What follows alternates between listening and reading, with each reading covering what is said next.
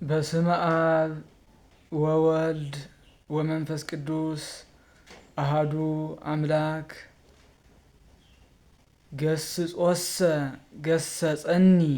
እግዚአብሔር ወለሞትሰ ባሕቱ ይመጠወኒ። መዝሙር 117 ቁጽሪ 18 ክርስቶስ ተንሥአ እሙታን በአብይ ኃይል ወስልጣን አሰሮ ለሰይጣን አግዓዞ ለአዳም ሰላም እምይእዜሰ ኮነ ፍስሐ ወሰላም። ብስም ክርስቶስ ክርስቶሳውያን፣ ብስም ወልድ ውሉድ፣ ብስም መንፈስ ቅዱስ መንፈሳውያን ዝተባሃልኩም ኣብ መላእ ዓለም እትነብሩ ምእመናን ወምእመናት ብስም እግዚአብሔር ፍጹም ሰላምታ ከመይ ቀኒኻትኩም? አሜን። ይትባረክ እግዚአብሔር አምላከ አበዊነ። ናይ አቦታትና አምላክ ቅዱስ እግዚአብሔር ናብ ሰዓት ዘብፅሐና ዝኸበረን ተመስገነን ይኹን። ገስጾሰ ገሰጸኒ እግዚአብሔር። እግዚአብሔር ምግሳጽ ገሰጸኒ፣ ኣዝዩ ተቆጥዐኒ። ወለሞትሰ ባሕቱ ይመጠወኒ፣ ንሞት ግን እሕሊፉ ኣይሃበንን ብዝብል ሃይለ ቃል ክንመሃሪና እሞ ነቦታትና ነቢያት፣ ሃዋርያት፣ ሊቃውንት ምስጢሩ ጥበቡ ዝገለጸ ንዓና እውን ምስጢሩ ጥበቡ ይግለጸልና። እዚ ቃል እዚ ከምቲ ኣብ መእተው ተናገርክዎ ኣቦና ልበ ኣምላክ ዳዊት ዝተናገሮ ኣብ መዝሙር 117 ቁጽሪ 18 ዝርከብ ቃል እዩ። በዛ ሃይለ ቃል እዚና ክንመሃር ልበ ኣምላክ ዳዊት ክንብል እንከልና ግን ሓደ ሓደ ሰባት ንምንታይ ነቢይ ዳዊት እኮ እኹል እዩ፣ ነቢይ ዳዊት ዘይትብሉ ልበ ኣምላክ ዳዊት ከመይ ኢሉ ንሱ ናይ ኣምላኽ ልቢ ክህልዎ ዝኽእል ኢሎም ይጥይቁ እዮም። እዚ ጥራሕ ኣይኮነን። ኣብ ናይ ኖና ቅድስት ድንግል ማርያም መቅድም ተኣምረ ማርያም እውን ኩሉ ግዜ ክንበብ እንከሎ ህሊናሃ ለእግዝእትነ ማርያም ህሊና ኣምላክ። ናይ ኖና ቅድስት ድንግል ማርያም ሕሊና ማለት ሓሳብ ናይ ኣምላኽ ሓሳብ ናይ ኣምላኽ ሕሊና እዩ ኢልና ክነንብብ እንከለና እውን ከመይ ክኸውን ይኽእል? ከም ናይ እግዚአብሔር ሓሳብ ከም ናይ እግዚአብሔር ሕሊና ዝኸውን መን እዩ? ፍጡር ዶ ከምኡ ክኸውን ይኽእል እዩ ኢሎም ይጥይቁ እዮም። ምስን ኣብ ኢሳይያስ 55 ዘሎ ናታትኩም ሓሳብ ካብ ናተይ ሓሳብ ኣዝዩ ፈፂሙ ዝረሓቐ እዩ እንዳበለስ ከመይ ኢልኩም ኢኹም ልበ ኣምላክ ዳዊት ህሊና ድንግል ማርያም ህሊና ኣምላክ ትብሉ ኢሎም ይጥይቁ እዮም። እሞ እግረ መንገዱ እዚ ርኢናዮ ንኺድ። ብናይ ኖና ቅድስት ድንግል ማርያም ክንጅምር እንከለና ናይ ድንግል ማርያም ሕሊና ናይ ኣምላኽ ሕሊና እዩ፣ ውሕዝ እውን እዩ። እዚ ማለት ልክዕ ከምቲ ኣብ ወልድ መንፈስ ቅዱስ ብሕሊና ማለት ብሓሳብ ሓደ እዮም፣ ብፍቓድ ሓደ እዮም ከም እንብሎ ምስ እግዚአብሔር ብናይ ባሕሪ ሓሳብ ሓደ እያ ማለት ናይኮነ። ናይ ድንግል ማርያም ሓሳብ ሕሊና ናይ ኣምላኽ ሓሳብ ሕሊና እዩ ክንብል እንከለና ኖና ቅድስት ድንግል ማርያም ብናይ እግዚአብሔር ሓሳብ ብናይ እግዚአብሔር ፍቓድ ብናይ እግዚአብሔር ትእዛዝ እያ ትኸይድ። ካብ ናይ እግዚአብሔር ፍቓድ ካብ ናይ እግዚአብሔር ሓሳብ ኣይትወፅን ክንብል እንከለና ኢና ህሊናሃ ለእግዝእትነ ማርያም ህሊና ኣምላክ ንብል። ከምኡ እውን ኣቦና ሊቁ ቅዱስ ኤፍሬም ሶርያዊ ኖና ቅድስት ድንግል ማርያም ብናይ ያዕቆብ መሳልል ይምስላ እዩ። ኣብ ናይ ሰሉስ ውዳሴ ማርያም ድሕር ዳርኢናስ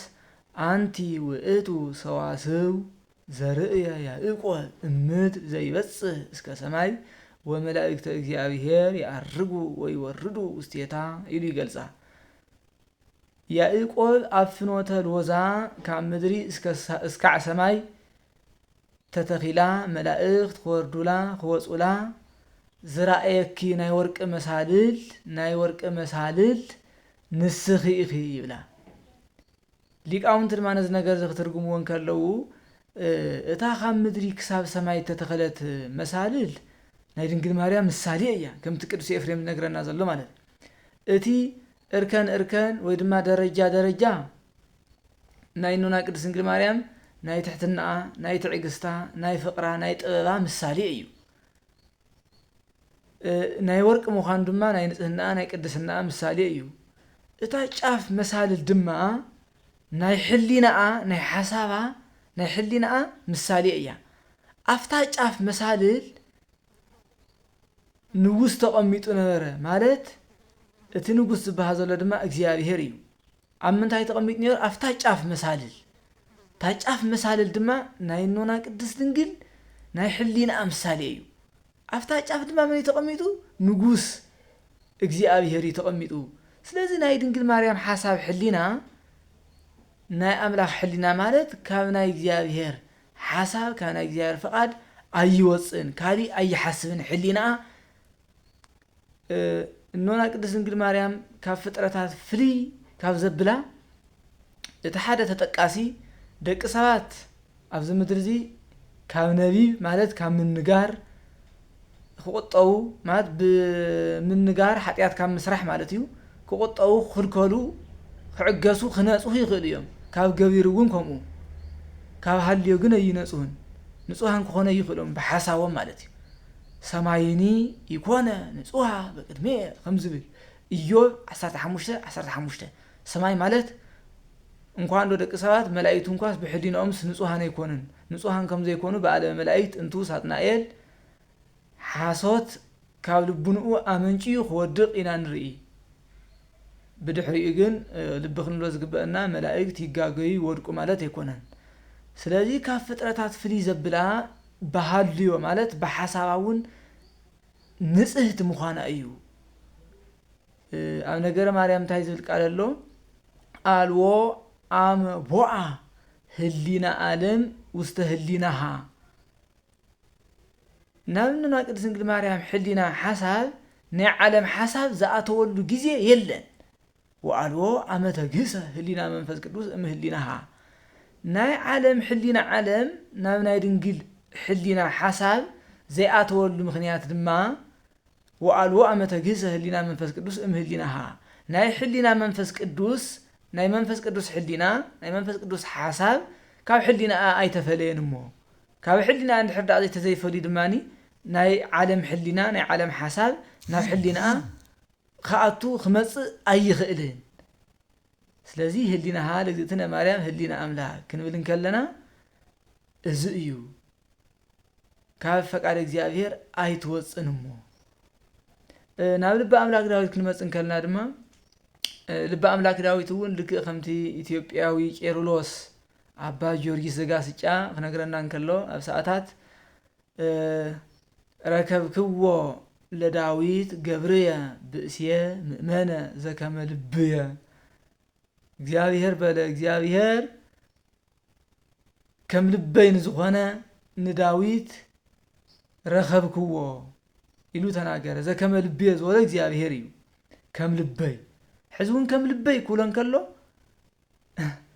بهلونا مسأل مسولد بمنفس قدوس حدا مالت يكونن ناتي حساب زفصم تأزازي زفصم فقادي زتجبر مالتيو مثال ساي مسكر سناي ملكت قدوس باولسون قداماي قرنطوس معرف كلته قصر 16 هاي زللو نهنسشه هديناهو لكريستوس بنا حنا ناي كريستوس حساب علنا بناي كريستوس حساب ناي كريستوس حساب لنا مات بناي كريستوس حساب إنا نخيد ناي كريستوس حقي إنا نفصم بناي كريستوس فقادنا نخيد كبلن كله مالتي سلازي نقدوسان كابنونا قدس انجل مريم جميرنا ناي املاح حساب اللوم زبل قصيلنا خنناغرن كلنا مس اول منفس قدوس حدا مالتنا زيكونس ناي እግዚአብሔር بناي እግዚአብሔር حسابيوم زخدو بناي እግዚአብሔር فقاديوم زخدو ناي እግዚአብሔር فقاديوم زفصمو زتغبرو مالتنا اينامو غرك بلنا አይግባእን ስለዚህ ነቲ ምግሳጽስ ገሰጸኒ نموت جن حليفو أي هابنن إلوس تناقرس من كوين مالتيو لب أملاك داويت مالتيو عم مزمور 100 كندا يزولكم 100 عسرته شوعتن قطري عسرته شمونته سلازي تاي مالتيو مقصات قصصني أزي قصعني مالت انتاي مالتيو كم تفلت قدامي فترة نعم جمرتا فترة زخوانا أبونا آدم እግዚአብሔር ከይትበልዒሉ አዚዝ ወዝነበረ እጸበለስ በሊዑ ኣብ ልዕሊ ሞተ ስጋ ሞተ ነፍስ ኣብ ልዕሊ ርደተ መቃብር ርደተ ገሃነም ፈሪድዎ እዩ እግዚአብሔር ነዚ ክምልከት እንከሎ ድማ ምግሳጽ ገሰጸኒ መቅጻዕ ቀጽዐኒ መቆጣዕ ተቆጣዕኒ በለ ነዚ ክርኢ እንከሎ ማለት እዩ ኣብ ልበ አምላክ ዳዊት አዳም ተወኪሉ ይናገራል ማለት እዩ ምግሳጽ ገሰጸኒ ማለት አይትብላዕ ዘለነ ጸበለስ በሊዕም ዝተረኸብኩ በል ኣብ ልዕሊ ሞተ ስጋ ሞተ ነፍስ ኣብ ልዕሊ ርደተ መቃብር ርደተ ገሃነም ተፈሪድካ በለኒ ፈረደኒ ነገር ግን ወለሞት ሰ ባይቱ ይመጥወኒ ንሞት ግን እሕሊፉ አይሃበንን ወንሞት ለአሕሊፉ ይሃወን እዩ ሙት ኮይሉ ወኒ ንብል ሕዳ ኮይና ፈሪስካ በሲስካ ከም ዘይነበርካ ሆን አይትመለስ ግን አይበለንን እንደገና ቃል ኪዳን ሂቡ ተሰቂሉ ስጉ ቆሪሱ ደሙ አፍሲሱ እዩ ብሞቱ ዘድሐነኒ ወለሞት ሰብ አይቱ ይመጥወኒ ማለት ንሞት ግን ሕሊፉ ይሃበንን ማለት እንደገና ሞይተ ንኽቀሪ በሲሰ ንኽቀሪ ግን አይገበረንን ተመሊሰ ንኽትስእ ንኽድሕን እዩ እንደገና ሞይሱ ነፃነት ዘሃበኒ ሞይተ በትዝበደልክዎ በደልስ በቃ ሓደ ጊዜ በዲልካ ኢኻ ከም ዘይነበርካ ኹን ጥፋእ አይበለንን ኢሉ ይናገር ንኣብነት ነዚ ቃል እዚ ዝተርጎመ ኣብ ሉቃስ ወንጌል ምዕራፍ 15 ካብ ቁጥሪ 11 ክሳዕ መወዳእታ ዘሎ ሃይለ ቃል ምምልካት ኣገዳሲ እዩ ሉቃስ ምዕራፍ 15 ካብ ቁጥሪ 1 ጀሚርና ክንርኢ ከለና ጎይታና ኣምላኽና መድሓኒና ኢየሱስ ክርስቶስ ምስ እቶም ዝተናዓቁ ሃጣን መጸባሃን ክበልዕ ክሰቲን ከሎ እቶም በዓልታቶም ጻድቃን ኢና ቅዱሳን ኢና ዝብሉ ጸሓፍት ፈሪሳውያን ድማ ንምንታይ ኢኻ ምስ ሃጣን መጸባሃን ትበልዕ እዚኦም እኮ ሃጣን እኮ እዮም ከመይልካ ደኣ ንስኻ ንጹህ እንድሕር ደኣ ኮንካስ ምስኦም ትበልዕ ኢሎም ጥያቐ ጠይቆሞ ነይሮም ጎይታ ኢየሱስ ክርስቶስ ድማኒ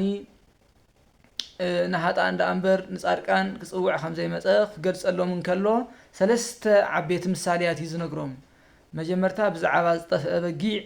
ካብኡ ቀፂሉ ብዛዕባ ዝጠፍአ ወርቂ መበል ሳልሳይ ካብ ቁጥሪ 11 ድማ ብዛዕባ ዝጠፍአ ቆልዓ ስለዚ ክርስቶስ ንሃጣን ከም ዝመጸ ከርእኒ ቤተ አይሁድ ወይ ድማ ንጸሓፍት ፈሪሳውያን ክምልሰሎም ከረድኦም እንከሎ ካብ ዝጠቐሶ ካብ ዝመሰሎ ምሳሌ ኢና ክንርኢ ማለት እዩ ንሱ እውን ካብ ቁጥሪ 11 ጀሚርና ንሓደ ሰብኣይ ክልተ ቆልዑት ነበርዎ እቲ ንእሽተይ ቆልዓ ኣቦይ ብፅሒተይ ድርሻይ መቐለኒ ሃበኒ በሎ ነብኡ ኣቦኡ ድማ ብፅሒቱ ድርሽኡ ከፊሉ መቂሉ ሃቦ እሞ ገንዘቡ ሰባሲቡ ኣጠራቂሙ እቲ ንእሽተይ ቆልዓ ናብ ርሑቕ ሃገር ከደ ኣብቲ ዝኸደ ቦታ ድማ እቲ ካብ ኣቦኡ ተኻፊሉ ዝወሰዶ ገንዘቡ ምስ ዕርክቱ በሊዑ ሰትዩ ሓጢያት እንዳገበረ ገንዘቡ ወድኦ ኣጥፍኦ ገንዘቡ ምስ ወድአ ድማ ኣብቲ ቦታ ሓደ ገንዘቡ ወዲእኒ ዝበልዖ ሰትዮ ይብሉን ጠመየ ጠቕላላ ኣብቲ መላእ ሃገር ጥሜት ኮነ እሞ ዝበልዖ ሰትዮ ተጨነቐ ክሳብ ናብ ሞት እውን በፅሐ ካብኡ ግን ከም መማረፂ ገይሩ ዝወሰዶ እንታይ እዩ ክገብር ብጥሜትማ ክመውት የብለይን ኢሉ ናብ ሓደ ሰብኣይ ናብ ሓደ ሃፍታም ሰብኣይ ጓሳ ኮይኑ ተቆፂሩ ኣተወ ካብኡ ድሓር እቲ ዝቆፀረ ሰብኣይ ድማ ሓሰማታት ንክሕሉ እዩ ሓሰማ ናብ ምሕላው ኣተወ ማለት እዩ ነገር ግን ይተወዳ እምበር ዝበልዐ ሰተየ ግን ዝብላዕ ስተ ግን ከም ልቡ ክረክብ ኣይከኣለን ሕዚ እውን ካብ ጥሜት ክላቐቕ ክናገፍ ኣይከኣለን ጠቕላላ ካብ ምሕር ጥሜት ተላዕለ ካብቶም ሓሰማታት ዝበልዕዎ ዝነበሩ ነገር ናይ ሓሰማታት ቀለብ ማለት እዩ ካብኡ ክበልዕ እውን መረፀ ንዕኡ እውን ዝህቦ ኣይረኸበን እሱ እውን ብቐሊሉ ክረክቦ ኣይከኣለን እቲ ቆልዓ ብጥሜት ክመውት በለ ካብኡ ድሓር ምስ ሕሊንኡ ክነጋገር ጀመረ ክሓስብ ጀመረ እንታይ ዝኹን ዘለኹ ይመውት ኮ ዘለኹ እንታይ እተወኒ እንታይ ገደሰኒ ናብ እንዳቦይ ናብ ቦይ ዘይምለስ ኣብ እንዳቦይ እኮ እንኳን ደኣነ እቶም ኣብ ገዛ ቦይ ዝነበሩ ሰራሕተኛታት ኳስ በሊዖም ሰትዮም ብዙሕ ምግቢ እዮም ዘትርፉ ዝነበሩ እንኳን ደኣነ ስለዚ ኣነ ድማ ተመሊሰ ነቦይ ይቅርታ ጠይቀ ኣቦይ ከም ውላድካ ዘይኮንካስ ከም ሓደ ካብቶም ሰራሕተኛታትካ እውን ተሪኢኻኒ ንዓይ እኹለ እዩ ኢለ ኣቦይ ገዛ ከም ሰራሕተኛ ኮይነ ክነብረለን ኢሉ ጽቡቕ ዝኾነ ሓሳብ ሓሰበ ኣብዚ ክነስተውዕሎ ዝግበአና እቲ ቆልዓ መጀመርታ ብሕሊኑ እንታይ ዝኾነ ብሕሊኑ እዩ ዝሞተ ማለት ምሰቡ ብጽቡቕ እንክብካቤ እንዳነበረ እንዳሃለወ ዘይኮነ ሓሳብ ሕማቕ ሓሳብ ስደት ሓሳብ መሪፁ እዩ ካብ ኣቡኡ ካብ ሓዉ ካብ ቤተሰቡ ተፈልዩ ዝኸደ ሕዚ ግን ናይ ትንሳኤ ህሊና ይገብር ኣሎ መጀመር ብሓሳቡ ብሕማቕ ሓሳብ ሞይቱ ወዲቑ ስለ ዝነበረ ሕዚ ድማ ጽቡቕ ዝኾነ ሓሳብ ናብ ኣእምሮ የምንጩ የንቃዕ ኣሎ ማለት እዩ ስለዚ እንታይ እተወኒ እንታይ ገደሰኒ ተስየ ተላዒለ ዓደይ ክኸይደለኒ ኢሉ ጽቡቕ ሓሳብ ሓሰበ ሓሲቦ ይቀረየን እቲ ብሕሊና ዝሓሰቦ ብልቡና ንምፍጻም ድማ ተስዩ ተላዓለ መንገዲ ጀመረ ናበይ ናብ እንዳቦኡ ገዛ ናፍቲ ዝብላዕ ስተ ዘለዎ ናፍቲ ክብረት ዘለዎ ናፍቲ ምስ ቤተሰቡ ክራኸበሉ ዝኽእል ማለት እዩ ተመሊሱ መንገዲ ጀመረ ናብ እንዳቦኡ ገዛ ቀረበ ክመፅእ ከሎ ኣቦኡ እውን ድማ ወደይ ጠፊኡ እንዳበለ ይጭነቕ ስለ ዝነበረ ኣማዕዲ ምስ ረኣዮ ብጣዕሚ ተሓጒሱ እንዳጎየ ኸይዱ ሓቆፎ ሰዓሞ ነቶም ሰራሕተኛቱ እውን ድማ እምበኣርከስ እቲ ሞይቱ ዝነበረ ወደይ ድሒኑ ኣሎ እቲ ጠፊኡ ዝነበረ ወደይ ተረኺቡ ኣሎ ስለዚ ክንሕጎስ ይግበአና ንወደይ ጽቡቕ ዝኾነ ክዳን ኣልብስዎ ክደንዎ ነፃውዕቱ እውን ቀለበት ግበሩሉ ንእግሩ እውን ጫማ ግበሩሉ ላሕሚ ተሓረድ ንብላዕ ንስተይ ንተሓጎስ ደስ ይበለና ምክንያቱ እቲ ሞይቱ ዝነበረ ወደይ ድሒኑ እዩ እሞ እቲ ጠፊኡ ዝነበረ ወደይ ተረኺቡ እዩ እሞ ሞይቱ ማለት ብስጋ ኣይሞተን ብምንታይ ዳይ ብሓሳብ ሞይቱ ነይሩ እዩ ስለዚ በቲ ሞይትዎ ዝነበረ ካብቲ ሞይትዎ ዝነበረ ሓሳብ ግን ነቂሑ ተባራቢሩ ተስዩ እዩ ስለዚ ደስ ክብለና ይግባእ ኢሉ ኣዘዞም እሳቶም ድማ ከምኡ ገበሩ ስለዚ ካብዚ ታሪክ እዚ እንታይ ኢና ንምሃር እንድሕር ኢልና ኮይና እቲ ንእሽተይ ቆልዓ ዝበሃል ዘሎ እቲ ዝጠፍአ ዝበሃል ዘሎ ከምቲ ኣብ መእተዊ ዝገለጽና እዩ ኣዳም ይትብላዕ ዝተባሃለ ዕፀ በለስ በሊዑ ካብ እግዚኣብሔር ተፈልዩ ርሒቑ ነበረ ካብኡ ድሓር ግን ኣዳም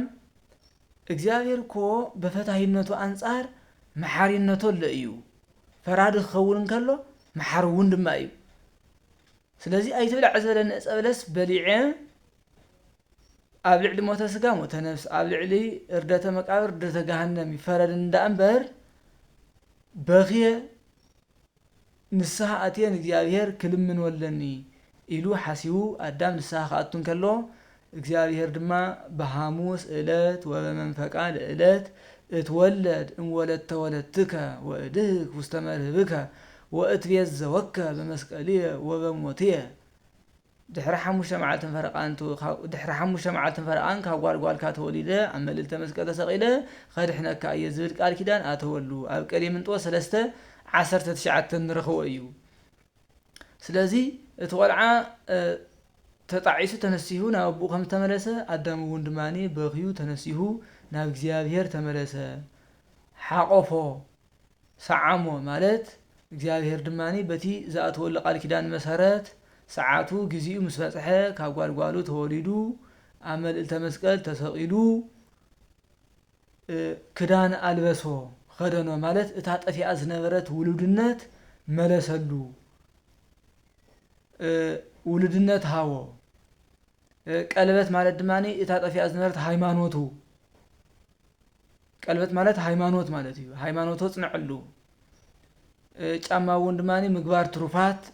ንኽሰርሕ ነፃ ዕድል ተዋሃቦ ማለት እዩ። ስለዚ እቲ ቆልዓ ብሕሊንኡ ሞይቱ ከም ዝነበረ ኩሉ ብሕሊንኡ ሞይቱ ኣይቀረየን እንታይ ዳ እዩ ሞይቱ ብሕሊንኡ ተሲኡ ናብ ኣቦይ ክምለሰለኒ ኢሉ እዩ ዝተመለሰ ምስ ተመለሰ ድማኒ ኣቡኡ ኩሉ ነገር ከም ዝገበረሉ ሓና እውን በእውነት እዚ ሕዚ ሒዝናዮ ዝኔና ዘመን በዓለ 50 ዘመነ ትንሳኤ እዩ ዝበሃል። ዘመነ ትንሳኤ ድማኒ ደቂ ሰባት ደስ ክብለና እንከሎ ደስታና ሓጎስና እንገልጸሉ ብመብልዕ መስተ እዩ እንዳበልዕና እንዳሰተና ኢና። እዚ በዓለ 50 ናይ መንግስቲ ሰማያት ምሳሌ እዩ። ኣብ መንግስተ ሰማያት እውን ሓዘን ትካዜ ዝበሃል የለን። ስለዚ ኣብ ዘመነ ትንሳኤ ኣብ በዓለ 50 ኮይና ሓና እውን ሙታነ ህሊና ብሓሳብና ዝሞትና ማለት ኣብ ኣምልኮ ጣዖት ኣብ ሓጢያት ኣብ ሕማቕ ልምድታት እንድሕር ደኣ ሃሊና ኮይና ኣብ ዘመነ ትንሳኤ ኮይና ክንትስእ እዩ ዝግበአና ልክዕ ከምቲ ቆልዓ ማለት እዩ። ስለዚ ናብቲ ዋና ርእስና ሓሳብና ክነምፅኦ ከለና ገስጾሰ ገሰጸኒ እግዚአብሔር እግዚአብሔር ምግሳጽ ገሰጸኒ ወለሞት ሰብ ባይቱ ይመጥወኒ በቲ ዝመትክዎ ግን ብኡ ሞይትካ ቀረ ኣይትመለስ ግን ኣይበለንን ተቆልዓ መጀመር ሞተ ተፈለየ ተገሰጸ ካብኡ ግን ተገሲጹ ሞይቱ ተፈልዩ ግን ኣይቀረየን እንደገና ነፃ ዕድል ነይዎሞን ነፃነቱ ተጠቂሙ እዩ ናብ ብኡ ዝተመለሰ። ስለዚ ኣሕና እውን በእውነት ሓፍረት እዩ ኣብ ዘመነ ትንሳኤ ኣብ ዘመነ ሰላም ኣብ ዘመነ ፍስሓ ኮይና ብሓሳብና ብሕሊናና ብልቡናና ክንመውት ኣይግበአናን። ሰብ ማለት ተጋጋያይ ተመላሳይ እውን እዩ። ስለዚ ዝተጋገና እንድሕር ደኣ ሃሊና ኮይና ክንምለስ እዩ ዝግበአና እሞ ንክንምለስ ናይ እግዚአብሔር ኣምላኽና ቅዱስ ፈቃዱ ይኹነልና። ወስብሐት ለእግዚአብሔር።